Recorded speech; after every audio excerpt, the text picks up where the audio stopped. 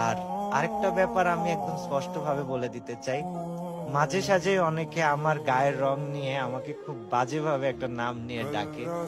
তাদেরকে জাস্ট একটা কথাই বলবো যে, তোমাদের এখনো বয়স হয়নি। তোমরা এখনো বুঝতে শিখো নাই তো। এর জন্য মনে করো মানুষের গায়ের রং নিয়ে মানুষকে ছোট করে কথা বললে অনেক কিছু হওয়া যায়। তো সবাইকে ক্ষমা করলেও যারা আমাকে বাজে নামে ডেকেছে বা আমার গায়ের রং নিয়ে আমাকে বাজে কথা বলেছে, তাদেরকে কোনোদিনই ক্ষমা করব না। কারণ ছোটবেলা থেকে গায়ের রং নিয়ে মানুষ অনেক ছোট করেছে।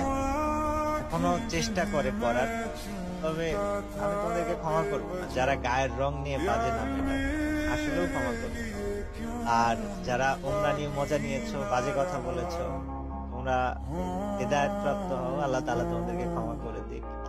মানে ভিউজ এর জন্য মানুষকে নিয়ে যা মন চায় তাই বলার আগে অন্তত এই ব্যক্তিটার সাথে একবার কথা বলা বা সেই ব্যক্তিটার পার্সপেক্টিভ একটা বার জানা। আর কারোর প্রতি কোনো অভিযোগ নাই। ভিডিও ফেরত নিয়ে আসছি ওই একটা কারণ